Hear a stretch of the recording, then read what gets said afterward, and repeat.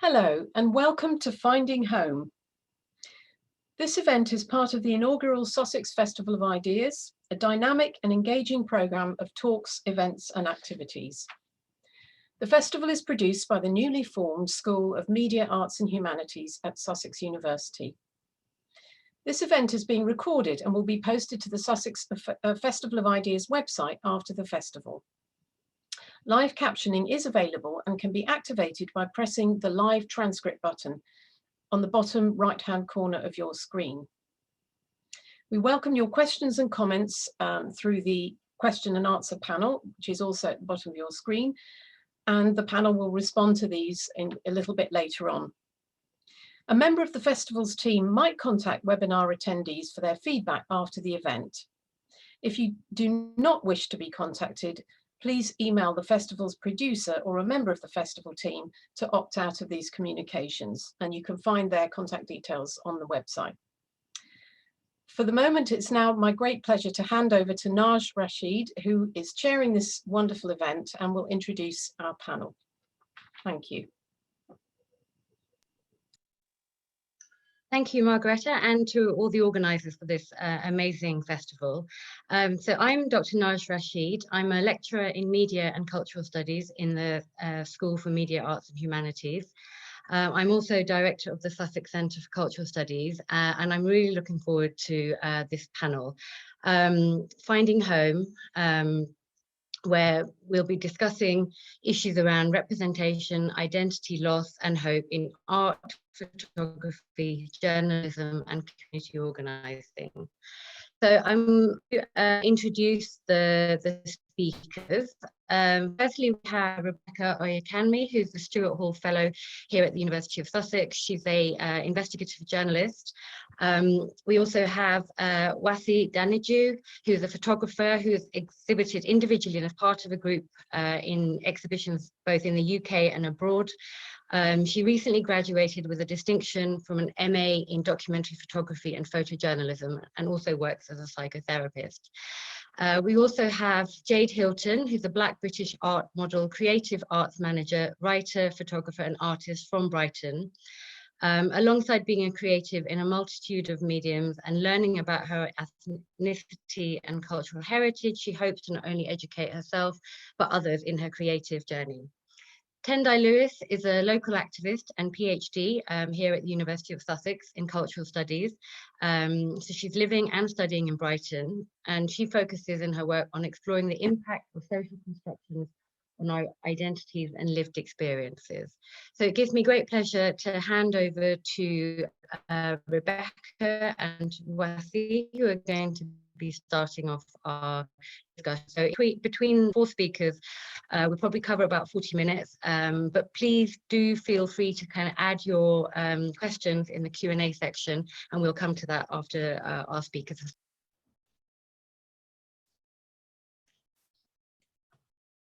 Thank you, Naj. So I don't know if the audience can see Wasi's photos, but I've got them in front of me, and I'm looking at all the women and me attired, and it's really resonating. I wonder, Wasi, if you can speak a little bit more about that series of photos. Sorry, you're on mute, Wasi. Always, every single time. Alfie, can I get you to put up the PowerPoint, please?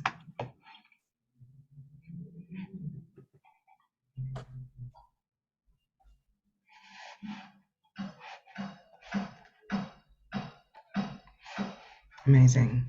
But just yeah. Oh, okay. Yeah, if you just click through to the third slide, please. So these are stills from a project called All the Women in Me Are Tired, and it's a 5-minute video that I made last year. The title is taken from a Naira Waheed poem, and I think that in itself speaks for itself, like in terms of what it's about. But it was really thinking about sort of the physical exhaustion that can be just from living as someone who is in this world in a number of minoritized ways, marginalized ways. And it's self-portrait, and also has the soundtrack is news reports, various news reports of different anti-Black violence that's happened over the past decades. And I really wanted to not focus. One of the things that happened obviously last year was this focus on the Black Lives Matter protests. And I didn't want to focus specifically on those because this hasn't just started, and organizers have talked about how, you know, there was this sudden focus on them, but actually this is work that's been going on for decades, and work that's been going on around the world, not just in America. Unfortunately, it's everywhere. And so the reports, you know, go back to, for example, the attack on Cherry Gross by London Metropolitan Police in the early 80s, that go through to Nigeria and Boko Haram, and incidents like last year, the racist man who was shouting at an older Black woman on, I think it was an EasyJet flight, and the words that you can see. So if you can click through to the next two slides, please, Elfie. You know, the text that you can see coming up and covering me is the captions, the text of those reports. And I really wanted to create something that both demonstrated that exhaustion that often Black women and Black people who have been socialized as women have had to take on the burden of, you know, witnessing, of protesting against, of living through these violences, but also didn't want something that made people have to watch those again and again. We're sort of being forced to see these images. So that's why I've got the words and the sound instead. It's such an interesting point, because I find it really difficult to go on social media at the moment. Like, Twitter is awful. I think it was a couple of days ago that I logged on to Twitter, and I was actually supposed to be promoting these events, and I couldn't because I saw that a journalist had tweeted, like, in great detail what had happened to the bodies of Bieber Henry and Nicole Smallman. And it was almost just like a physical reaction. It hurt so much. And looking at your photos, I saw the name Sandra Bland jump out at me, because I do remember watching that many years ago and reading about her, still feeling that same pain, but it wasn't as bad as it is now. It's almost like it's just gotten worse over time.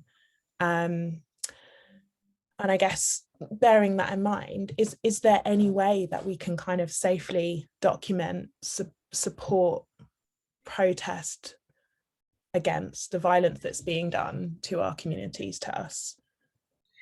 I mean, I think that word safely, I don't know if there's any way that we can do it safely, fully.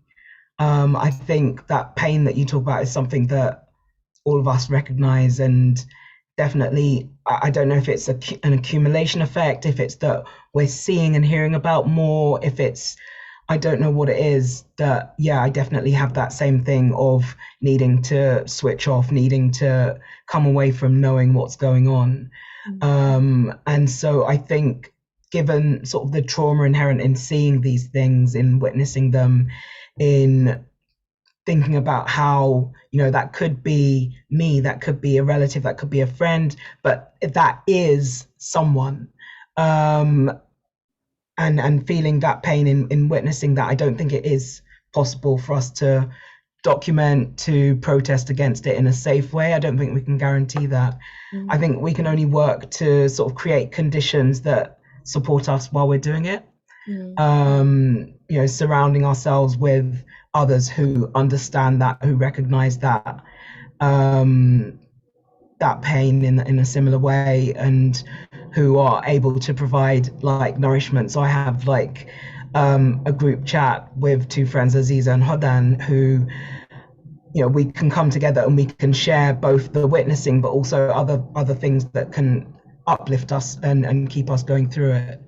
I think similarly, when I was doing my MA and having to plow through some racism and other awfulness, two colleagues, Elsie and Reinu, were really important in, again, providing that sort of space of being able to share where I knew that it would be recognized. I wouldn't have to explain it. You know, why are you feeling pain for something that happened to someone else in a different country, in a different continent, or yeah, so that sort of thing. So I think, and things that we're doing now, this kind of thing, different groups that are being formed, that are being formed by Black people, Black artists, Black creators,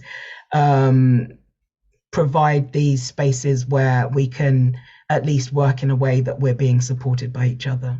Yeah, that's true. And I wonder if you think that there is something about having one of us kind of behind the camera, or writing the piece, or documenting it, or trying to process what's going on. Does that perhaps make it feel safer? Because I definitely felt that looking at your photos. I didn't feel like I'm going to look at the photos and feel shock or start to kind of feel sick when I read about Shukri Abdi again.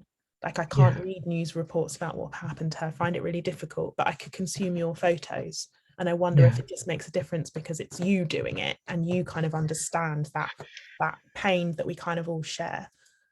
I think so. I think definitely, because if I'm creating it for myself, I don't want something that's going to be re-traumatizing, or I don't want something that's going to, I don't think that in creating this work, it should be something that we're having to, like you spoke about yesterday, like having to mine our own trauma for. And so I think definitely there is, or can be, like a degree of safety that's then built in when it's someone Black behind the camera that's creating the work, that knows, okay, at this stage, it's too much, and is trying to witness in a way that is like understanding and that is true, but not that is there to provide sort of the shock, and knowing that we don't need to see the horror to know the extent of it.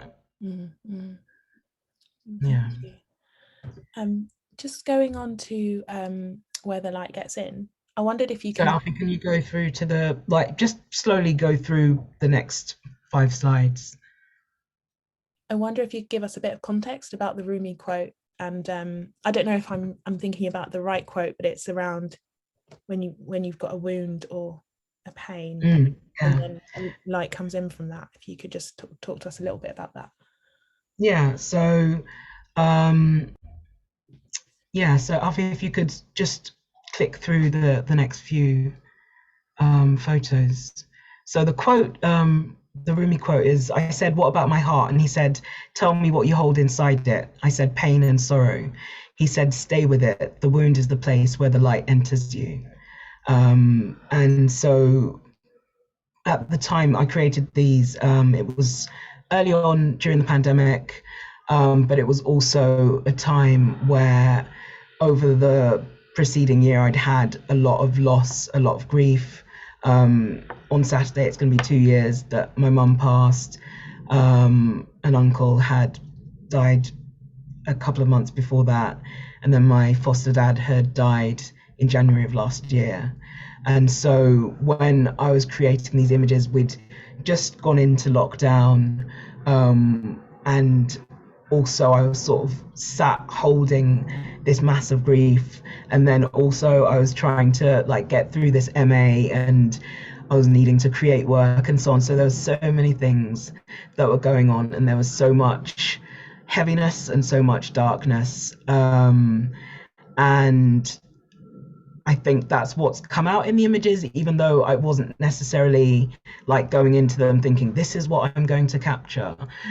Because to me, actually, I was looking at, the space around me, finding like noticing the light in different ways that maybe I hadn't before. I was like, this is going to be my Cape light, and I'm capturing somehow interesting images of just being sat at home.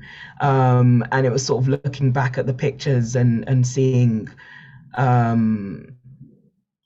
sort of what I was noticing and how I was noticing. So like even in this picture, it's difficult to see, but there's an image of all my parents on the bookshelf behind the pillow. So there were just these things that both in creating the images and in seeing the light sort of in the darkness and allowing for the darkness as well, that I think will help me to process some of the pain and some of the loss, and also to honor it, like that we don't actually always have to be in the light. We don't have to, suppress that.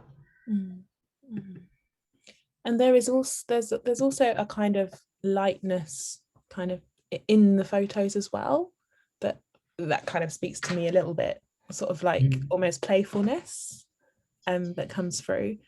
Don't know if that's me projecting. I think definitely, because it's this thing of it's all the things happen at once. So even though there was all this grief, there was this heaviness and so on, there was still the light. This was, around the same time where I created like a den on the balcony and was like sitting out there with my cat and stuff, and like this novelty of not being out and about, I was able to enjoy it in certain ways that maybe someone who's been living with that for years isn't.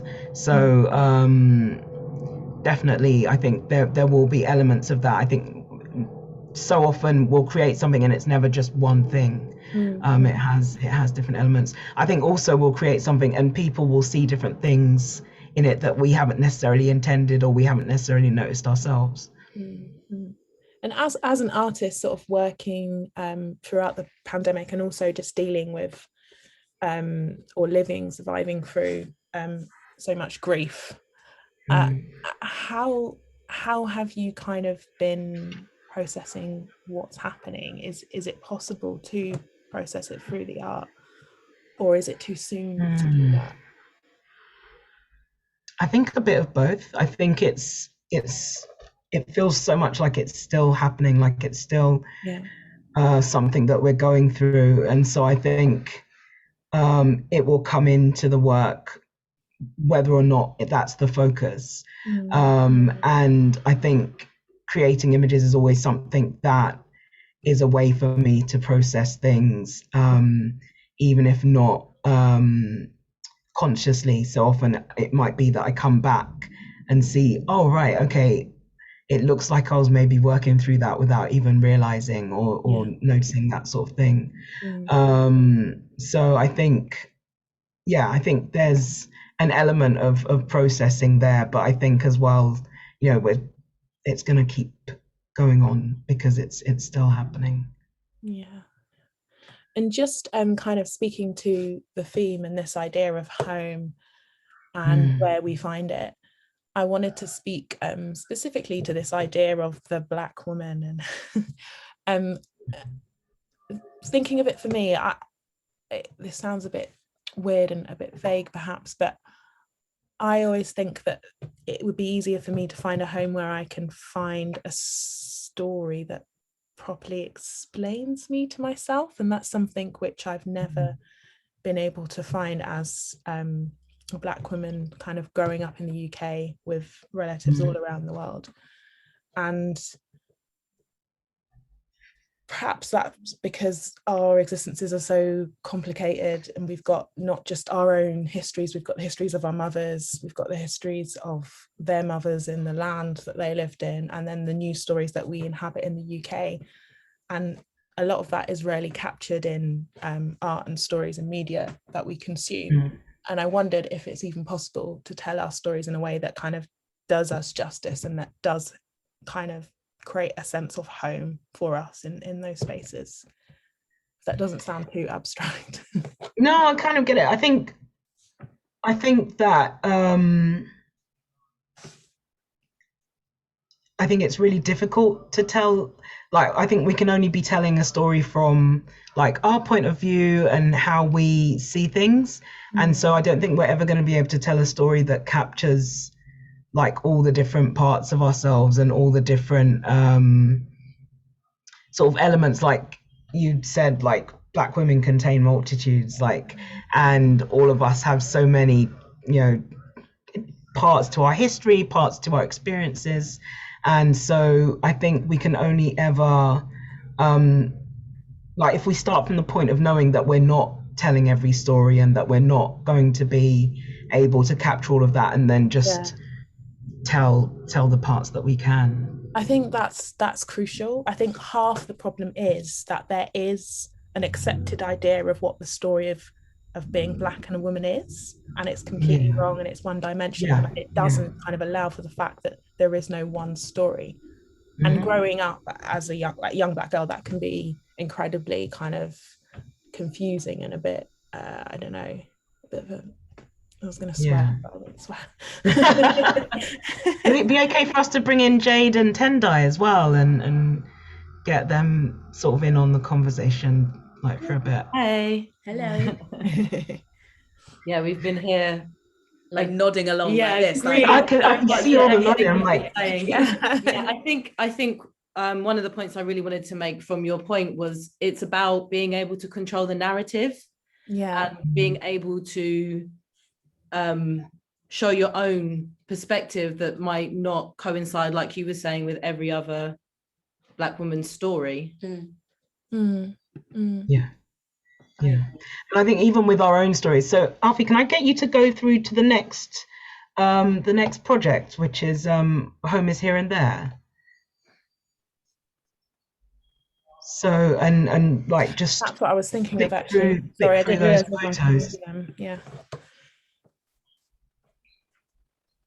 So these are pictures that I made when I went home in 2019. I went back to Nigeria for the first time in about 9 years. So if you just go through all of them, Alfie, just one at a time, just go through them. So they're pictures of my aunt, different aunts, cousins, and like sort of 3 different generations.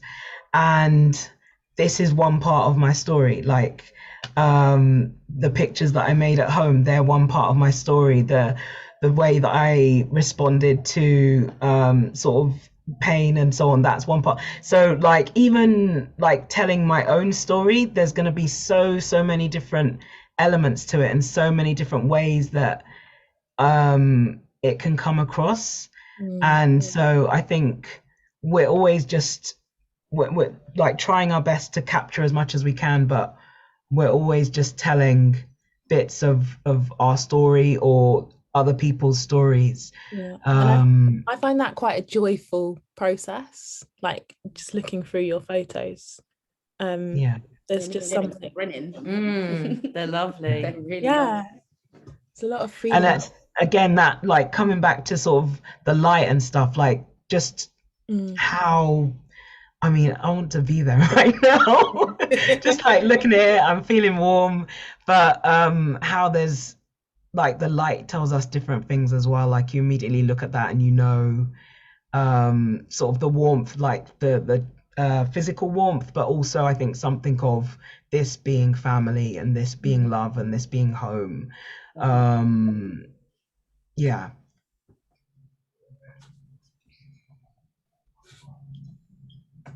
I'm just looking at the time. I think we might have to hand over to Jade and Tendai. To hear a bit from you. Cool. Thanks, Rebecca. Thank you, guys, Rebecca and Wasi. That was really interesting. There was so many points when I wanted to interject. Yeah, completely. That's why, like, the whole time we were like, yeah, say it. Do you want to start? Yeah, no, I'll start. I mean, I was thinking a lot about this event and sort of what it meant to me, because I think, you know, I was talking to Jade about it before we started, and I was saying I don't view myself as explicitly a creative, because, you know, I'm doing my PhD. I guess I am creating a piece of work, but because it's, you know, so academic and so formulaic, I guess, because I have to, you know, submit pieces of work, and I have to keep to a word count. I have to be grammatically correct, and I'm not good at punctuation. So, you know, when you get into a space like that, you don't view yourself as a traditional creative, because it's not as free forming, I guess, as other creative spaces. But then I've started basically writing my methodology for my thesis. And, you know, I was writing about what methods I'm going to use in my research. So my research is on Black women. It's specifically to do with the relationship between race and desire. So I'm basically looking to argue that desire is not something that happens, romantic and sexual desire is not something that happens innately, or just naturally because we have biological responses to it. But it is also an element of the white supremacist society that we live and function in and are socialized in. So it becomes a propellant of racism. And I've been writing my methodology over the last week. And, you know, you start looking at references of books and stuff like that, talking about different methods and qualitative methods of research. I've said methods a lot.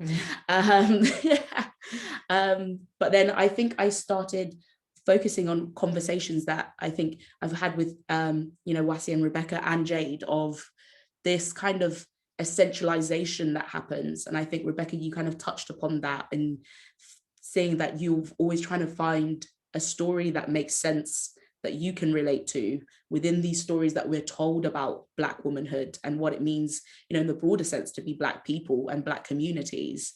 And, you know, and I realized generally we're told those stories in the wider discourses, so the media that we ingest, so film and television being the most obvious signs that we look for, and literature.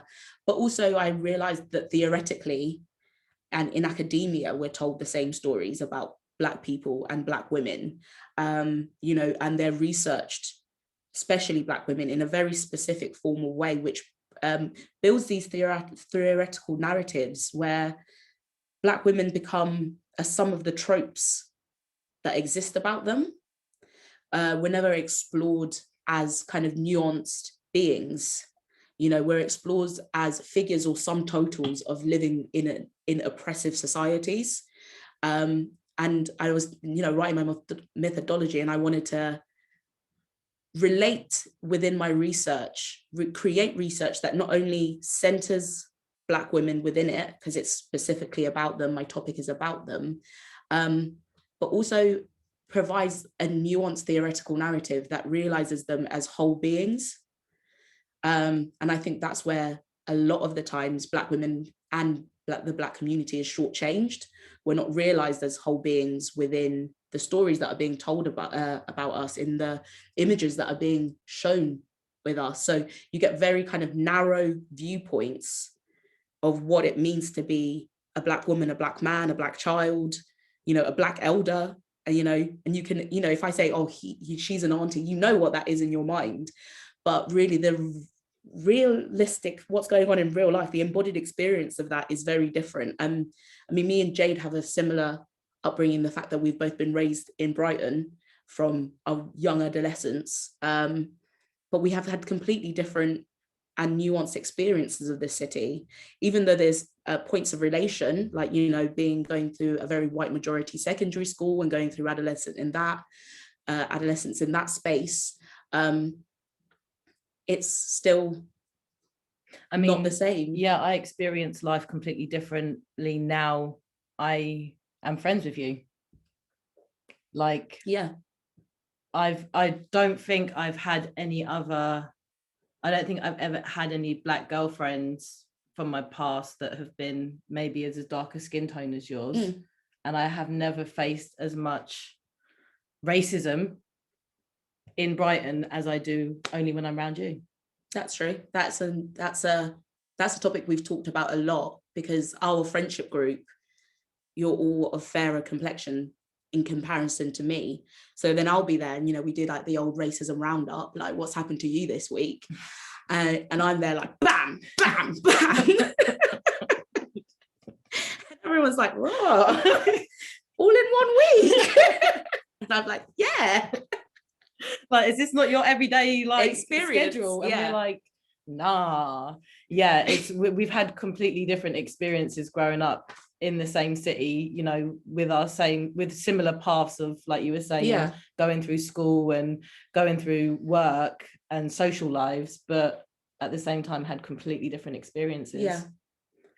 And I think in terms of my own work, I think if we're asking this question of finding home in the work that you're creating, I think I want to create academic work that not only centers Black women, but takes into account the fact that that identity that, you know, many of us have, that marginalized identity, also registering those experiences as something that transcends space, time, and place, and taking that into account.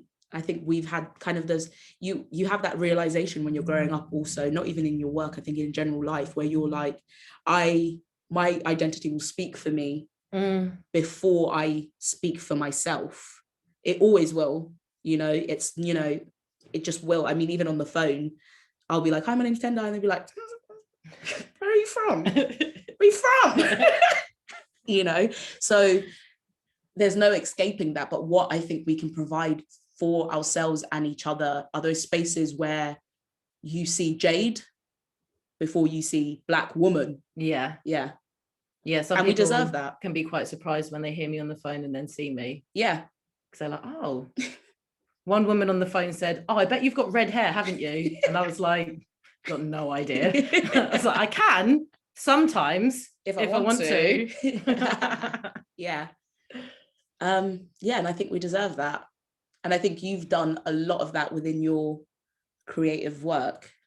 Centering yourself now, you're starting to want to center yourself, but center yourself as Jade. Yeah, I think in running parallel to what you're saying, to how I'm experiencing my artistry and working as a professional creative, I have had to put more of my identity, I think, onto my art. I think that I've had kind of almost no choice. I've had to put my identity, I've had to put my gender, I've kind of had to put it all on my artwork. I've almost had to pigeonhole myself, because I think when I became a creative, and wanted to be an artist, I never, growing up in a predominantly white city, I never saw myself as a Black person, as in like, I just didn't, you know, like I did in the sense, like I struggled with my hair and I struggled with, you know, certain things like that growing up through school, but I never like, I don't know, I didn't see, I guess I didn't see it as a commodity as I do now, and having to market it as I do now. I always just wanted to be an artist. I just wanted to be a creative. I mean, I started off wanting to be a journalist and I created an online magazine to create a platform to give free publicity to new artists. And it just didn't seem to take off as the online magazines that were specifically aimed at Black women or the LGBTQ community. So I guess I kind of had to, I still always try to do my own thing without having to put my face on it, but it just doesn't seem to get as much notice. And I think one of the things that I really wanted to talk about today, which I think ties in pretty well with what everyone's been saying, is, and it's something that I've been questioning myself about it for a couple of years, and have wanted to start questioning more people around me about it, as to whether I have to be successful in my Blackness to be Black and successful. Do I have to use my Blackness as, do I have to market it? Do I have to make profit out of it? Do I have to put my trauma out there, or do I have to be overtly excellent at something to be noticed for my craft? me and Tendai was speaking about it earlier on, and we were saying, you know, if you was a white male, it would be the last thing that you would do. Think about, you wouldn't have to market your own identity or market the current the discourse going on about that identity. You could just go and create. You could paint a landscape and like sell it for money. And I can't do that. I mean, I could if I was maybe really good, or if I was dead, maybe. I don't know. But it just seems to not really be working. And then when I do try to market that, then I have my other audience that say, oh, but you're not aiming this at me. So, you know, as a Black woman, you end up getting pulled every which way to try and serve as many people as you can to make money, but it just doesn't, I don't know, it don't work. I think I can really relate to that as a journalist. Like, I remember when I was just starting out, and I was really quite obsessive about policies. Like, I knew I wanted to go into investigative journalism, and I went to like various pitching sessions with national papers, and I'd be like, I want to do a piece on immigration policy, and they'd always say to me, write what you know. Like, as a Black woman, that's basically just write about yourself. Whereas you'd get loads of like young white men in their 20s writing about Israel Palestine or all sorts of things that they have no experience of, but they're allowed to kind of be experts on or develop an expertise in. And we're only allowed to be experts. Apparently we're already born with the knowledge of everything. You know, once the whole BLM started happening, and all the protests started happening, I got so many like messages asking me, is racism real? What people can do. And it's like, I've been on this planet as long as most of these people that are questioning me. Like, I'm on this journey myself, and you know, now I have to then put my creativity along now, educating people as well, because it just, I don't know, it just seems like a necessity. Well, it's that thing of, you know, you as a marginalized person, you always end up having to teach people something at some point. And I think we had this discussion after BLM. We were both getting messages on Instagram from people being like, teach me about racism. And you know, and it angered me because I know, you know, until I was about 16, I wasn't politically aware at all. I started getting interested in, you know, gender issues and, you know, race issues. And then that's how I injected myself. And I started learning not only about society, but about myself and the problematic things I've internalized. And it's like, go on that journey yourself. Why should I have to, you know, go through it myself and then have to pull you along the way? I mean, I've had more work in the last year than I have done in my 10-year journey of building myself up, you know, and it's all been predominantly focused on something Black. And it's great because it's all within the field that I want to do, and it's all earning me money and everything, but it gets exhausting. You know, like I just want to do whatever I'm doing. All the women in the union. That's like one of the all the women in me are tired. What was it? Was it you, Jade, that said about, you know, no choice in you know, putting yourself in your work, and this thing of always being called on to represent and to serve? When you said the word to serve, and like it feels like so often anything that we create is somehow needs to serve some purpose and serve someone. It's not just I can just make this because I fancied making it, or this is what interested me, or this is what I felt like. It's, oh, who is that educating? Who is it? You know, who, it has to have a particular audience, and it has to have a particular purpose. And like you say, it's so often shoehorned into something about your identity and representing. Somehow you suddenly are representing everyone in anything that you're related to identity wise. Totally. And it's like people only really people will pay attention to that because then I guess it makes them feel better about themselves. I think it's when you said that blackness has almost become a commodity. And I think, especially after the events of last year, you can see people from all different communities kind of wanting to eat it up. Yeah. And they're like, give us more, tell us about your pain. Yeah. And, you know, you could argue that it's one way to hear these people's stories and their experiences and want to, because you can't relate. I mean, if we're talking about whiteness, you can't relate in that, you know, visceral way, you know, like we were talking about seeing images of people of victims of police violence, and then having that visceral reaction as a Black person going, that could be me, so you can't do that. So I get on that point, but it's also just, yeah, like you said, it's not a market product. Yeah, like how many times do I have to talk about my suffering before I can stop suffering and people can just start buying my art? Yeah. I'm getting paid to talk about how people aren't buying my art. That's what I'm getting paid to do. Yeah, currently. Like, just buy the art. Just buy the art. Yeah, just buy my art. Yeah.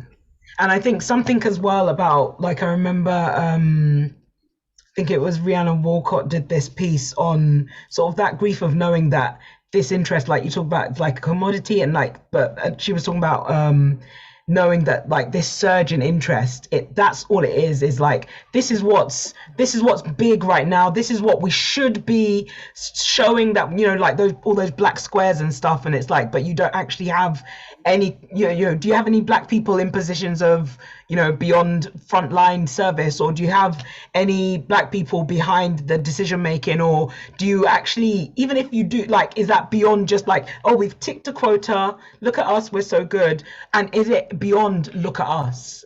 Is it beyond what can be seen, you know?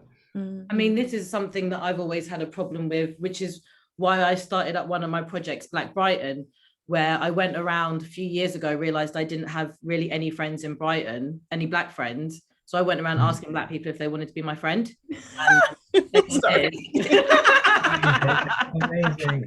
So sweet. So I've got like 50 Black friends in Brighton now. It's great.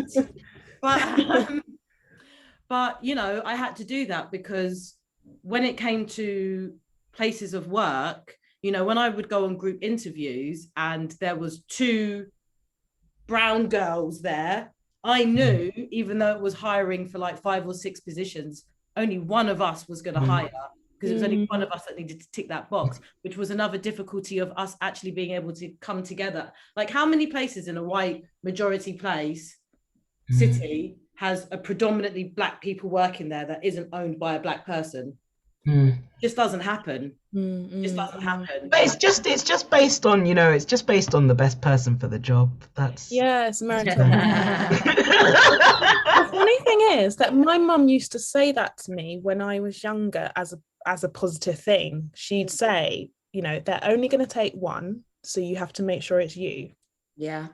Which is horrible. Like, you break that down. But I knew it was going to be me or that person, and it was that person. Yeah. But, you know, maybe if me and that person had worked together, I could have had a friend. Yeah, and maybe found something within myself earlier. Yeah. But to flip that round though, one of the things, or maybe because of that, one of the things that I've been so grateful for over the years is the support of other Black women, and like, who, like, despite the world trying to be like, you should be, you know, Rihanna or Beyonce, there can only be one person that we know, like, and that supposedly being the whole thing through everything, like the way that Black women have been integral and continue to be in supporting me in creating, in like being the ones shouting about my work, being the ones bigging me up, like, I know I see you all there in the participants, so like, just that thing of, despite a world that's telling us, oh yeah, you need to, you know, only one of you can be good enough, or only one of you can fit like this space, that actually, no, we now refute that, and we sort of have turned to like each other, and are like able to, you know, uplift each other and make sure that that's not the case. Maybe we're finding home in each other. Yeah, that's exactly what I was going to say. Oh. Like, I've got quite a lot of work and like exhibitions from people just talking about like my Black girlfriends talking about my work to the right people. And yeah, it's been really, really important. I mean, I wouldn't be here if it wasn't for you. Oh, yeah. Like I wouldn't be here if it wasn't for Rebecca. Yeah. We've done so much work together now. Yeah, because we always like, I'm doing this, you want to do it? Do you want to do it with me? Yeah. So I'm just looking at the time on that note, and there's quite a few questions in the Q&A.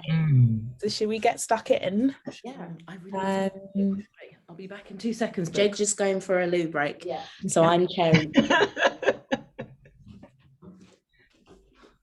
Let's see. Yeah. How do we see them? Oh, there we go. Open the Q&A. Yeah. So the first question says, support is so important, especially when you think similar to people you can discuss and talk to. So understanding each other doesn't become an issue, making it easy to confide in each other without others judging.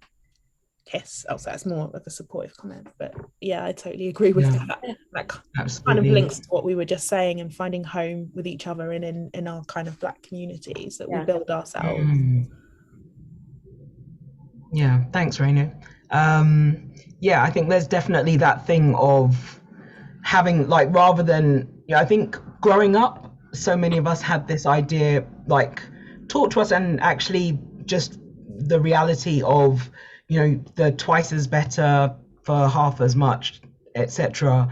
And so I think now, we're creating these spaces where it's more about supporting each other and supporting, whatever we're doing, and not needing to be, like Jade was saying, like working towards only excellence and stuff, but actually having those around us who see, who see us and who allow us to be us, like be our mediocre selves when we need to be, because not only white men and their mediocrity, I should be allowed to be mediocre sometimes. It's hard, but I should be allowed to be. Yeah, it's important. I saw a creative piece on Instagram recently. I can't remember who it's called, which is really bad. I should shout them out. But it was a really interesting art piece, and it was exploring Black laziness. And there was stating the fact that you never see Black people being lazy, quote unquote, unless it's in a negative connotation. And it was just, they had an open, it was pre-Rona, and they had an open space with like bean bags, and the only free entry, you just Black and you just go and have naps. Please, can someone do that? You know what I mean? You're just Black and you just go and have naps. And you just rest. That's really nice. I mean, my childhood, I really remember mom just like, you gotta go. Yeah, keep going. Go. Yeah, you can't stop going. You know? And you're like, I'm tired.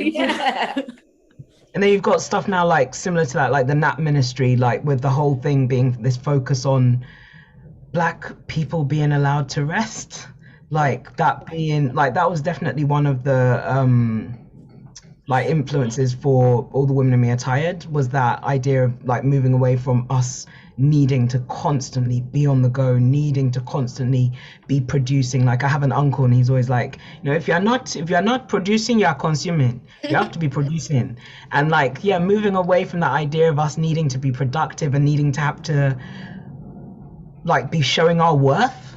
Like our worth is inherent rather than, so yeah, definitely more Black laziness, please. Okay, so there's another question. I feel like there's something as well about how Wasi's photography allows us to tend to ourselves within the pain / grief. So there's a focus on expressing, feeling an array of emotions without ever glamorizing the pain experienced. So that's Azizat Johnson. Thanks for that. Thank you, Azizat Johnson. I think definitely that's so important, isn't it? Like, I think we have to be allowed to feel that grief and that sorrow and the pain, but also all the other things. Like, again, not having to constantly dwell in pain. Yeah.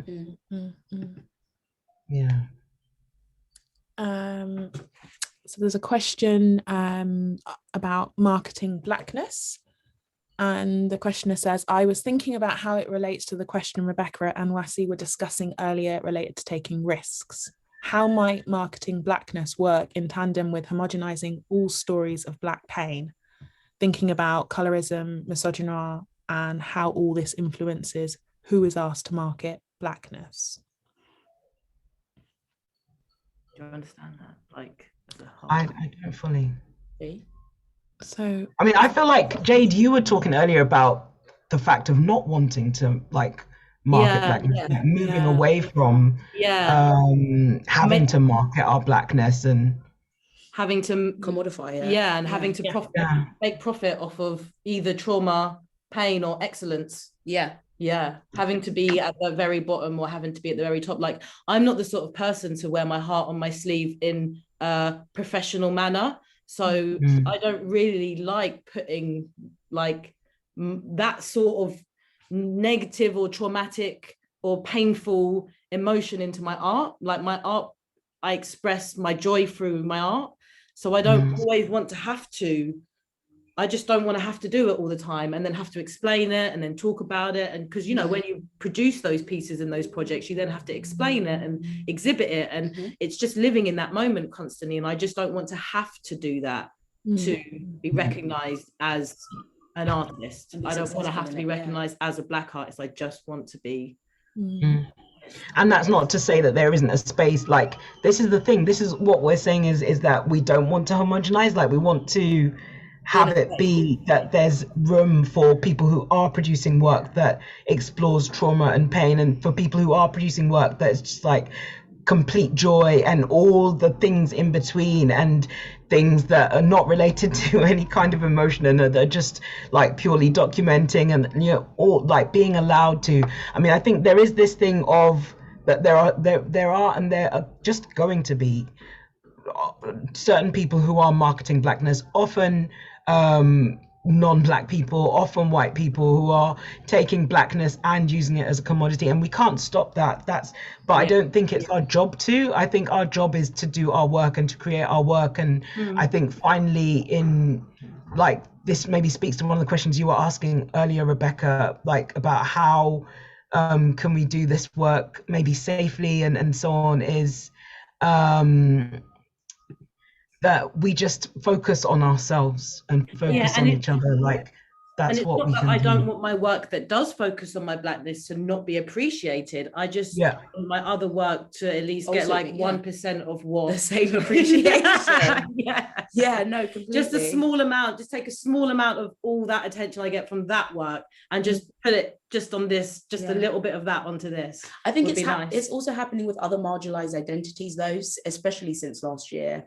Like, you can't turn on the television without them having like a trans character, a Black character, you know, all in one group. And each episode we're going to deal with what that identity means, and break that down, and then never speak about it again. Because our main character is white and she needs to learn about it. She can have all the different nuances and different, she can have a variety. Or she can, like, will it ever be mentioned that she's actually white? And like, maybe it'll be mentioned that she's a woman. You know, but that thing of her Black friends, like, I'm Black.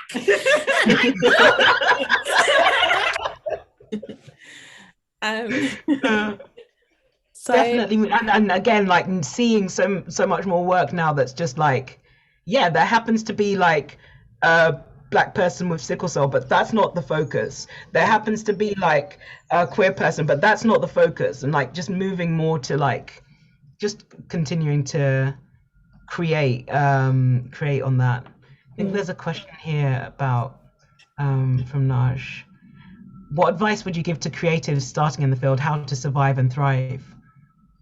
And I feel like it's like some of the things we've been saying about that, like, find your people. Yeah, that's really find your people. Essential. That's really important. I think really, and don't necessarily believe everything you're told about this is how you should be doing things. Nice. This is how, like, so one thing that really struck me yesterday, Rebecca, when you said when you went to journalism school and they were like, you know, the exemplifying journalism as what is done in the tabloids, and it's like, just trust, like, you you're like gonna make loads of mistakes and need to work things out and stuff, and that's okay. Like you're trying, and just you don't have to go out like I did and ask people to be your friend.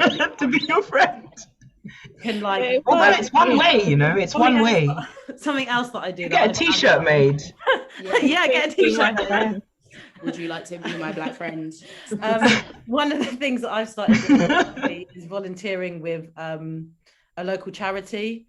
That's a really good way of, I've been like, obviously met a lot of other people that volunteer, and it's a black charity, and you can only be like that if you were to volunteer. So that's racist. So yeah, so that's another good way. There are like, but you have to look into it. Like I didn't know about this type BMEYPP until someone else mentioned it to me. So have a look into like your local like community and see if there's something that you can be a part of or take part of. And also just no, go on, you go Tendai. And also just gonna have to round up soon. Sorry. Tell your story however you want to tell it and however much you want to give away. Yeah, or don't. Create things, make things, explore things that you want to, and not that you think that you should, or you know, you think that's the only avenue for you. Yeah, be true to yourself. Yeah, and also it's okay to stop and take breaks and not pursue and not make this your whole life, and like this whole, like hopefully we're moving away from this sort of romantic idea of pain being the source of all the thing. Like no, that's rubbish. It's rubbish. Find joy. Rest. Yeah. Take a nap and smile. Okay. So maybe that's the opportunity for me to try and bring this fascinating conversation to a close. And I'm saying it's not bringing it to a close because I'm sure, you know, these conversations will continue. Thank you all so much for covering, you know, such a huge range of issues, from the kind of the heaviness, the burden, to also the joy and finding friendship and hope amongst each other. It's been really, really inspiring to listen to, and I hope the attendees and other people that will listen to this will take some really positive messages away from this conversation. So yeah, thank you very much. Thank you. Thank you. Thanks. Thank you. Good to chat with you all. Yeah. Good chat to you. Take care.